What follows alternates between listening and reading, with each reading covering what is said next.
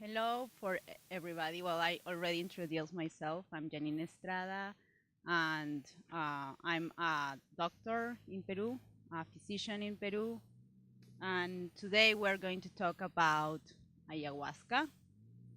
And first, we're going to talk about um, the chemical components of ayahuasca, some research that had been done about ayahuasca, and how it could be um, how could how that could how can ayahuasca be a good treatment for addiction and other conditions. And also, I'm going to talk about a little bit about how it's used in Peru. So I'm going to start. Um, so ayahuasca is a traditional psychedelic brew used in South America in countries such as Peru, Ecuador, Colombia, Brazil, Bolivia, um, and all the countries that has rainforest in South America. It has two main components. The first one is two plants. The first plant is Banisteriopsis capi. Um, this plant has three main components. One is harmine, then harmaline, and tetrahydroharmine. Harmine and harmaline are monoamine oxidase inhibitors. What do that mean? That means that this component inhibits an enzyme. And what does that does this enzyme do? This enzyme degrades or destroys monoamines such as dopamine, epinephrine, serotonin, that is key now, norepinephrine, and dimethyltryptamine, so DMT. And there are two types of these enzymes, the MAOA and MAOB. But the one that we want to discuss is the A, because that is the enzyme that this plant inhibits. So why it is important? Because it prevents the destruction of serotonin and it prevents the destruction of DMT. So we have this enzyme not only in our nervous system, we have this enzyme also in our gastrointestinal tract.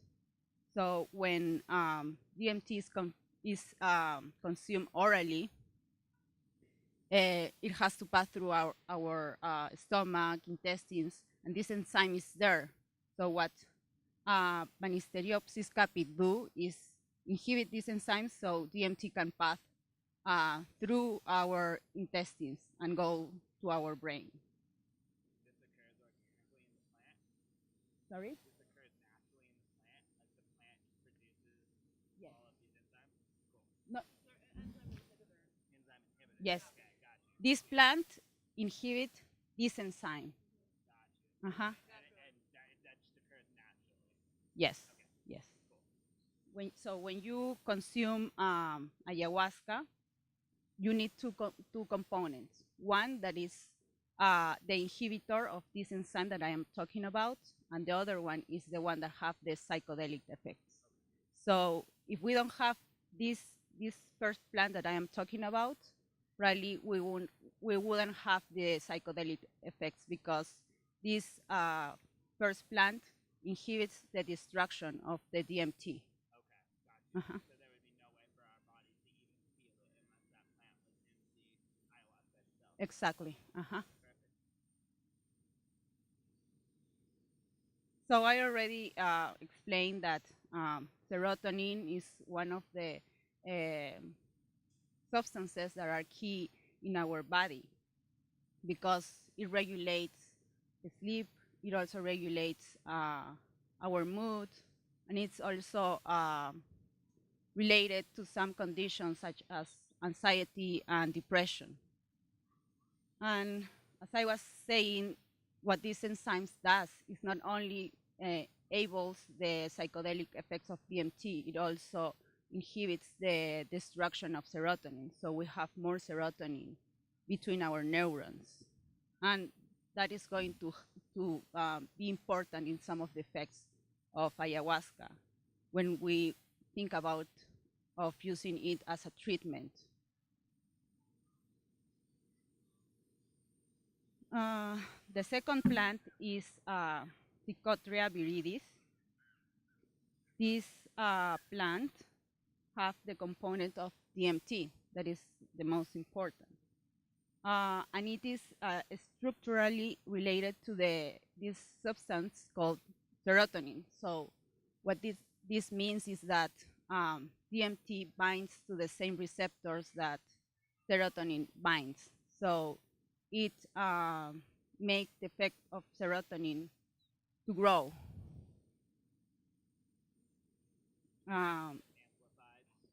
The serotonin effect, yes, because it acts as a serotonin. Mm-hmm. And serotonin has many receptors, 7 receptors. It's a family of receptors and have 7 receptors. But the ones that are important where DMT binds is 5-HT2A. That is the most important receptor.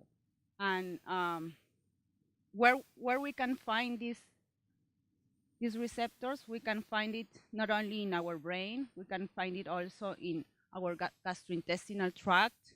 We can find it also in our blood vessels or in veins and arteries, and also in brain. And why this receptor is important?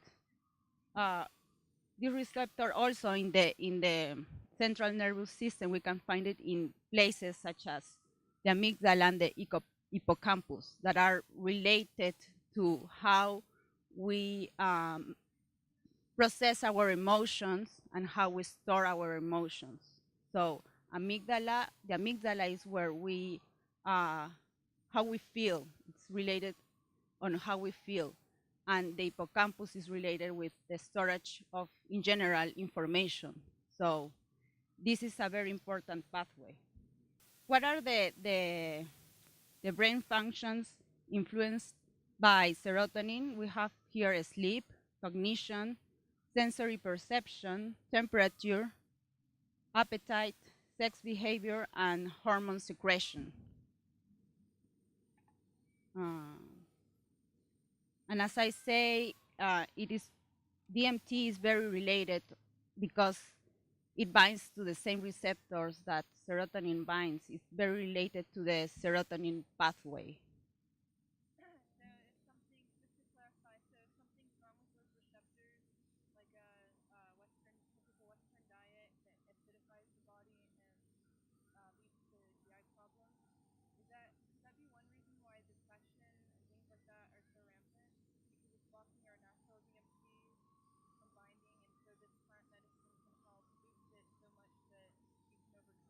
More than blocking the natural release of this component, serotonin or DMT, it's more ligated probably with the receptor, because the receptor is like something that is sensible, and it's like a messenger that tells the cell what to do, what to release or not release. And also, for example, depression is related also with constipation. So, mm-hmm. Yeah. Okay. So now that I kind of try to explain the role of serotonin, DMT, I am going to talk about the studies that had been done. And if anyone have any questions, please feel free to ask the questions. So one of the first study has, or it has been done in Brazil. It's called the União do Vegetal study. União do Vegetal, it's a Brazilian religion legally permitted to consume ayahuasca in ceremonial settings. In 1993, they conducted a biomedical investigation on long-term members of the UDB in Brazil. The study looked at acute and long-term physiological and psychological parameters in long-term members.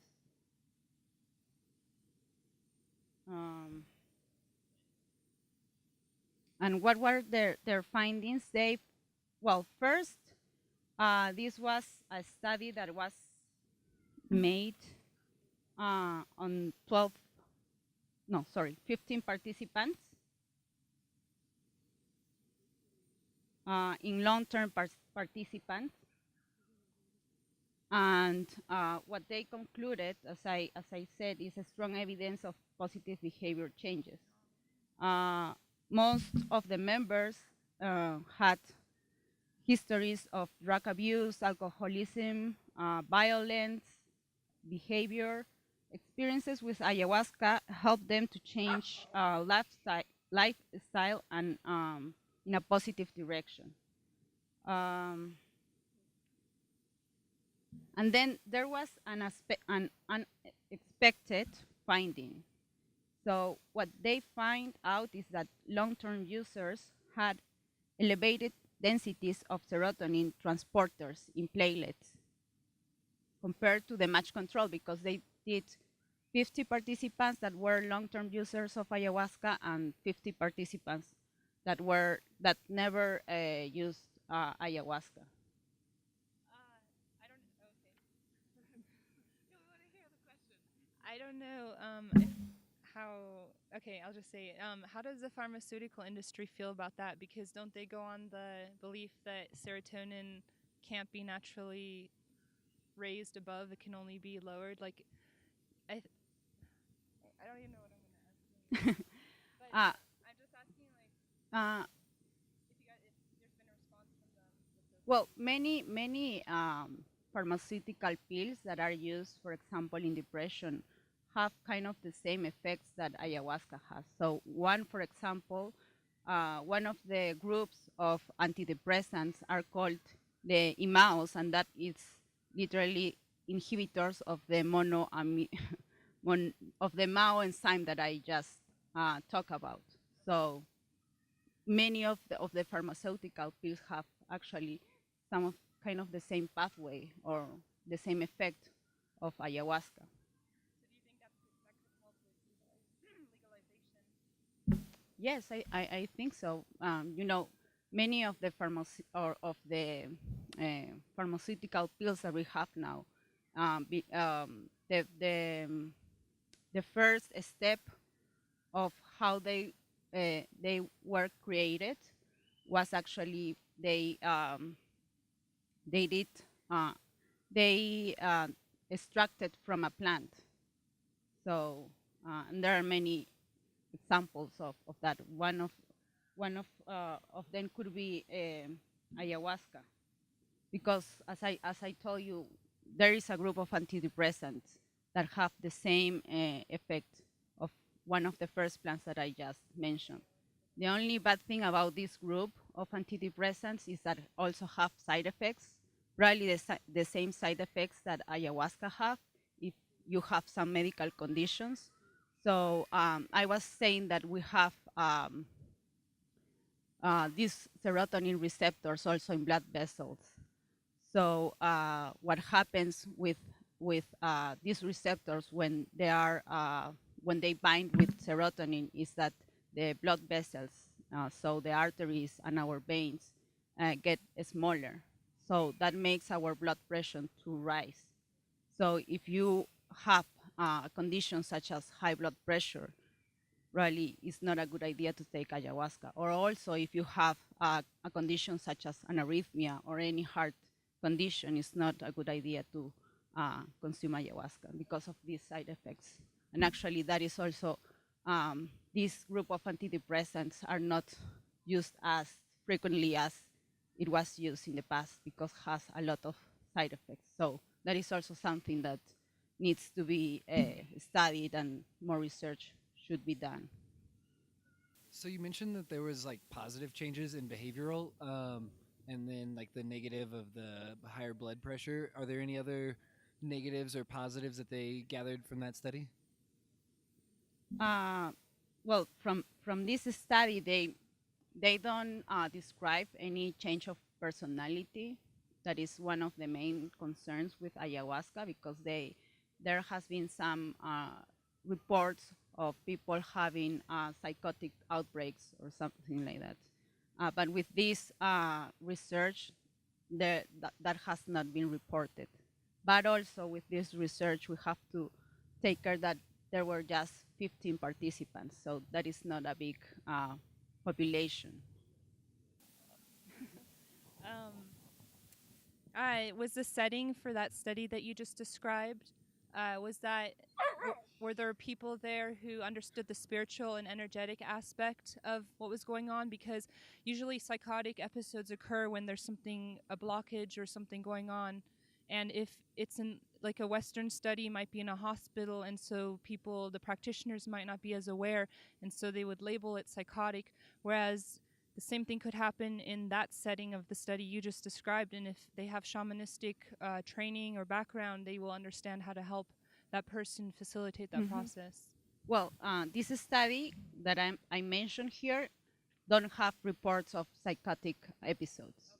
And this study was made in a religion in Brazil where they were long-term users of ayahuasca. So, yes, So there was multiple ayahuasca shamans on site. Yeah, they had a lot of support, yes, like the Western studies probably. yes. But also we have to notice that it was just 15 participants, and that is not significant in terms of statistics. I understand. Mhm. Okay, well, I was talking about one of the findings that this study that was made in Brazil had was that they find out that there was that in long-term users they had a significantly elevated densities of serotonin transporters in platelets compared to the match controls. Uh, And if we have this information and we link it with that deficits of serotonin transporters are associated with alcoholism, with violent or homicidal behavior, suicidal behavior, and binge eating, we can do there a link. So the question here will be, could long-term use of ayahuasca actually reverse these transporter deficits and could help in the treatment of these conditions? So could it therefore be used in the treatment of alcoholism and other behavioral dysfunctions that are associated with these reduced transporters? So this finding, I think that it's key because they find out that this transporter increase in long-term users of ayahuasca, and this could be clue to find out if ayahuasca could be used as a treatment for these conditions that I just mentioned. The other research that I find out, I find it in the MAPS website. It was it was done in Canada. The name is Ayahuasca Assisted Therapy for Addiction Results from a Preliminary Observational Study in Canada. So this study has also very few participants, just 12 participants. And this study was made on Canada, on a place called First Nations, where many Aboriginal people lived. And this research was conducted by Dr. Gabor Mate. He is a Canadian physician, and he started his research. Why? Because he found out that there were many Aboriginal people that suffer from addiction, and he started treating them, and then he found out that ayahuasca was an effective treatment for these patients. So he started doing this research that I just mentioned that has 12 participants, and the patients were follow after the release for 6 months. That is also not a very long time to follow a patient, but even though they had good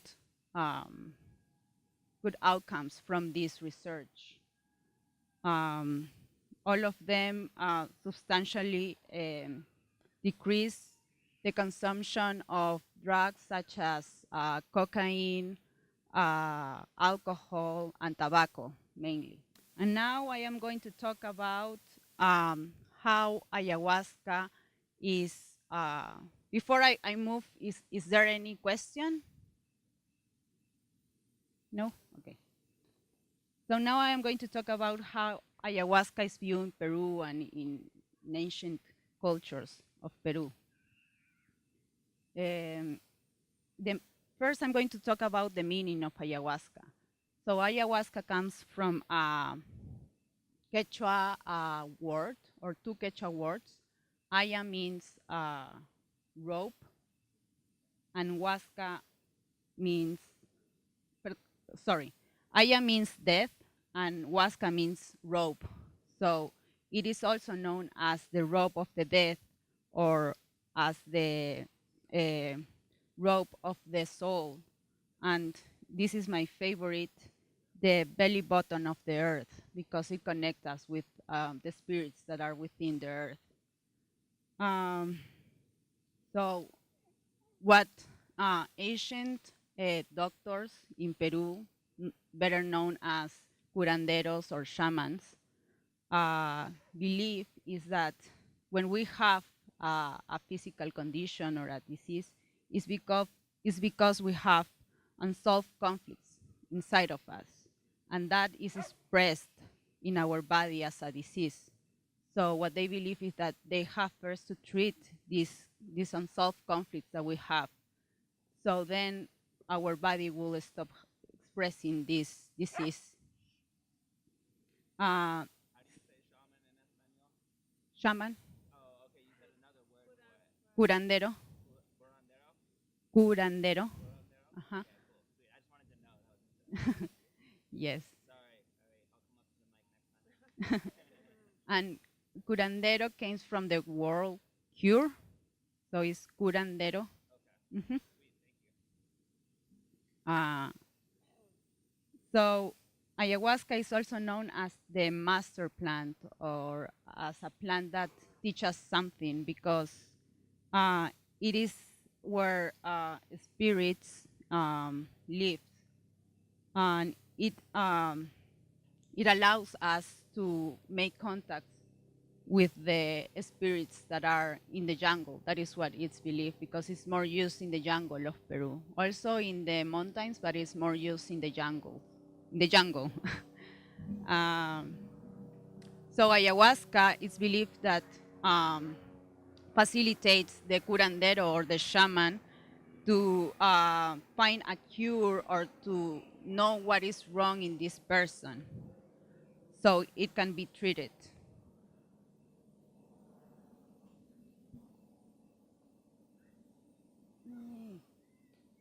So they describe 3 phases of the ayahuasca. So when you consume ayahuasca, there are 3 phases usually that you pass through.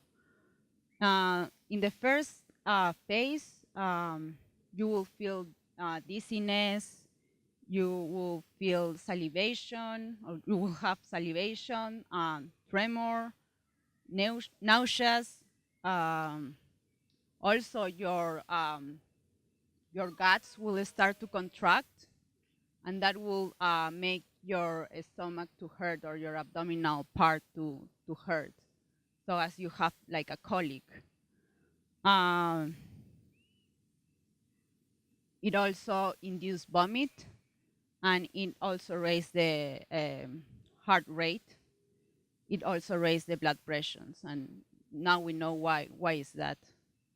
The second phase, all of the things that I just mentioned increase, and also you start having visions about mystical things or cosmical things.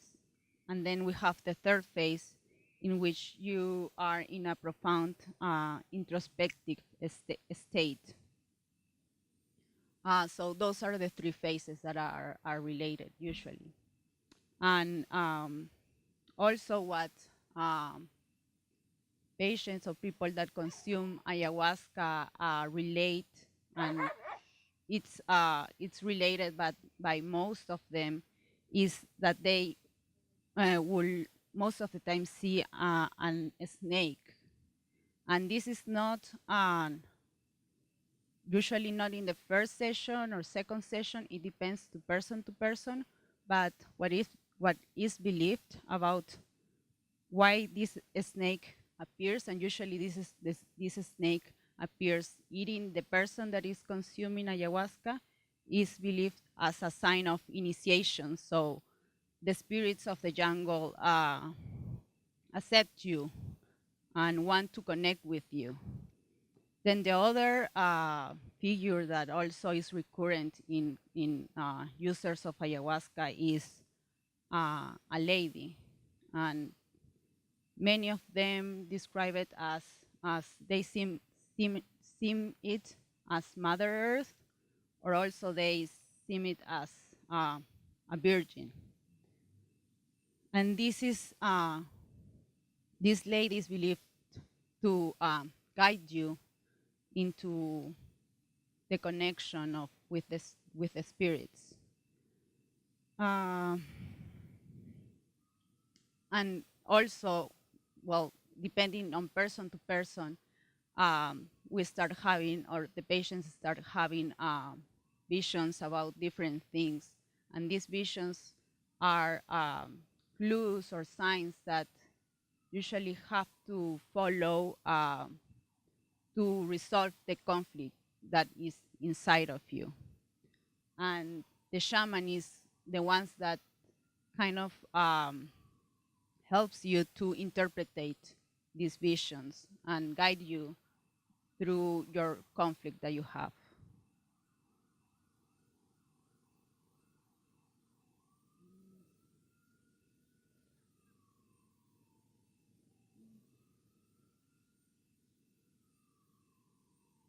So, any questions?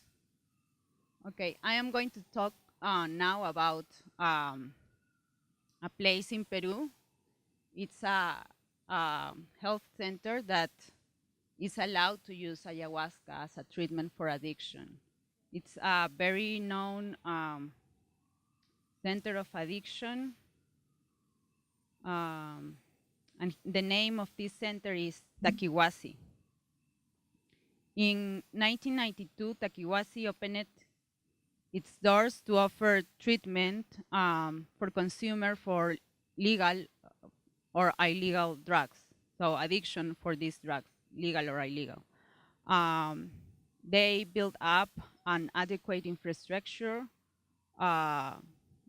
where patients will be treated, and they had also a multidisciplinary staff that was conformed by doctors, so physicians, educators, traditional healers, so shamans, and other therapeutic assistants.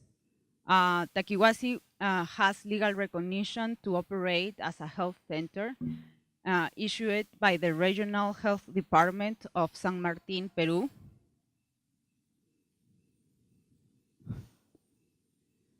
Okay, and since the 60s, Peruvian neuropsychiatry has been worldwide recognized for their study of autochthonous medicines. In 1978, Dr. Mario Chiappe reported to the World Health Organization the high percentage of alcoholism cases that were cured with an empiric traditional methods used in the North Andean Peruvian healers, so the shamans, or also in the jungle. So what this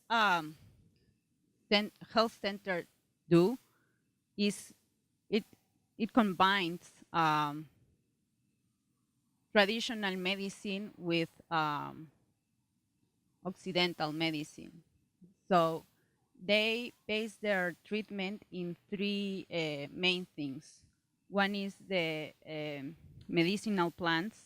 They also do psychotherapy, and they also do cohabitation. So when patients want to come to this health center, they have to be an intern and they follow all the rules of cohabitation. So they have to clean their rooms. They are assigned to duties of cleaning other things or cooking, uh, and they work as a group. The psychotherapy is the psychotherapy that we all know, and they also use medical plants, not just ayahuasca, but other medical plants. So the first step is that they have to be willing to do this therapy with ayahuasca. So when they first contact this center, they are educated about how the treatment is going to be. They are also made a medical history, so they know if they have some conditions that they should be aware of. And then after all of this education and after they see that there is commitment to follow the treatment, they get into this health center. And it has to be for at least 1 month. The first stage of this stay in the health center started with a diet. They have to eat a diet low in carbohydrates and salt. They also have to do a lot of physical activities and other conditions that they need to follow. So this first part is called desintoxication. They are also given some plants that induce vomit. And after they finish this first part, then they start the sessions with ayahuasca. And as I say, it has to be for at least 1 month. It could be longer. It depends on patient to patient. And then they are followed also for 2 years. So sometimes they will, and they also have the opportunity to come if they believe that they need more sessions of ayahuasca. And one of the key things also that this health center does is that they train their patients to know their body, so they can recognize if they need more sessions of ayahuasca.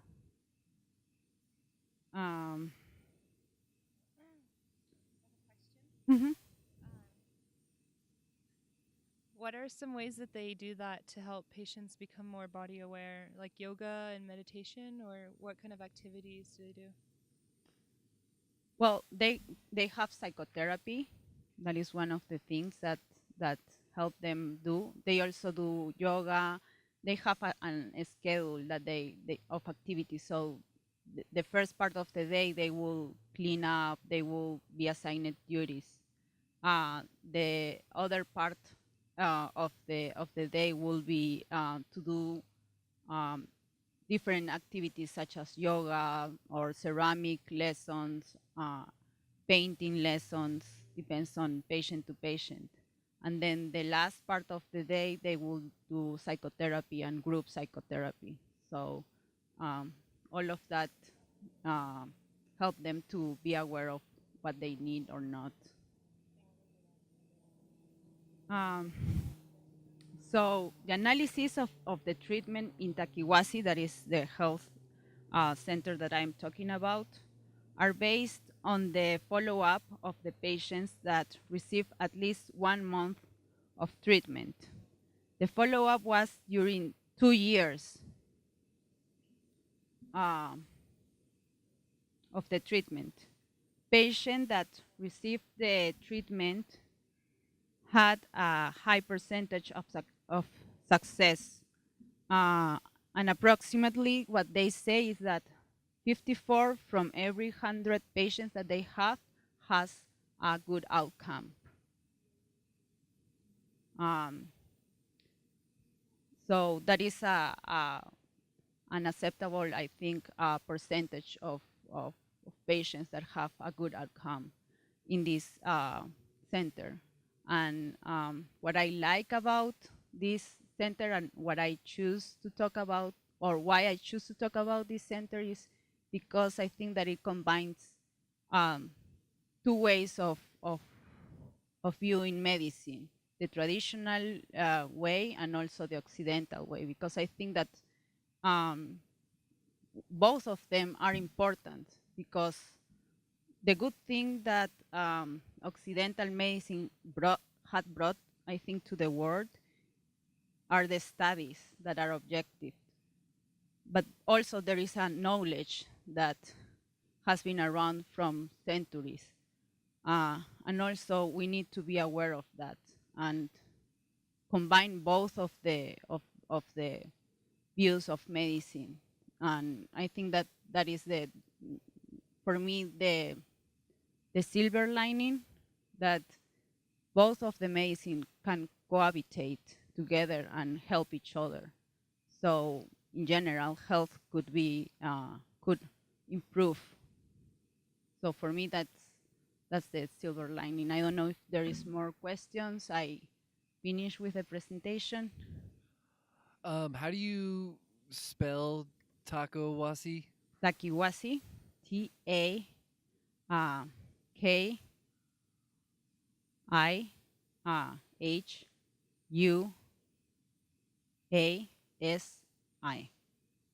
Awesome, thank you. And you said it was like a pretty famous addiction center. Is it famous because they use ayahuasca, or what makes it a famous center?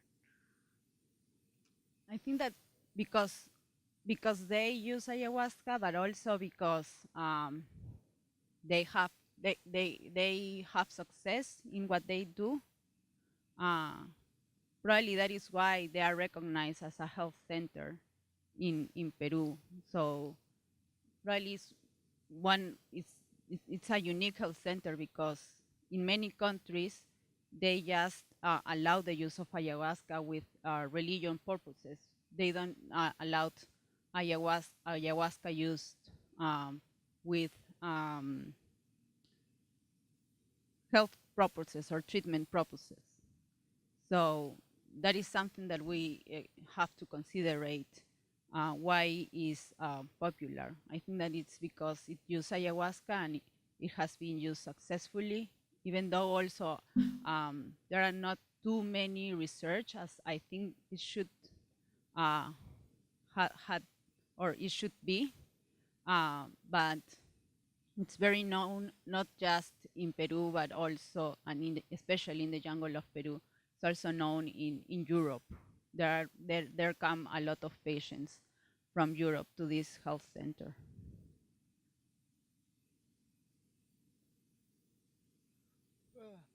Do you know what the average is for like traditional rehab, whether it's inpatient or outpatient? If you're having a 54% success rate at ayahuasca, do you know, like for comparison, what a traditional rehab would be at? Can, Like success percentages for a traditional rehab versus ayahuasca? oh, the traditional rehab, I don't have the statistics, uh, but I can look at it, and also depends from center to center. Um, but I know that in Peru, at least, it's very similar, because a lot um, of people from the jungle uh, prefer to be treated in this center than in a hospital or a hospital. But I don't have the number. And so you talked a little bit about the perception of the culture around ayahuasca. Is did they find that this is like helpful for addiction through empirical kind of data, or what do you think kind of started this, or what were some of the uses that they used ayahuasca for traditionally? Other than addiction? Yes. Okay. So as I mentioned, um, what is believed within the shamans and in people in the jungle is that when you have uh, um, a physical disease, so maybe I don't know that is expressed maybe with a headache or uh, I don't know any other physical expression, they believe that it's not the body that it's wrong. They believe that it's your spirit or that you have some inner conflicts that you need to be resolved. And when that is resolved, probably the sign or the symptom is going to also be resolved. So that is how they use ayahuasca. And why addiction, or why they found out it was good in addiction? Because of this belief. Because they believe that if you have an addiction, there is something, there is a conflict that you have inside of you, and that you need to, and that is why you have this addiction.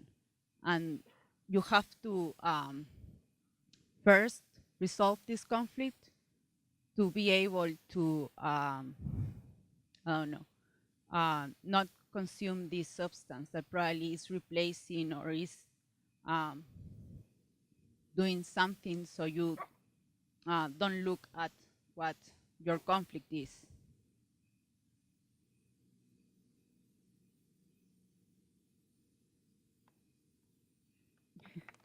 Thank you.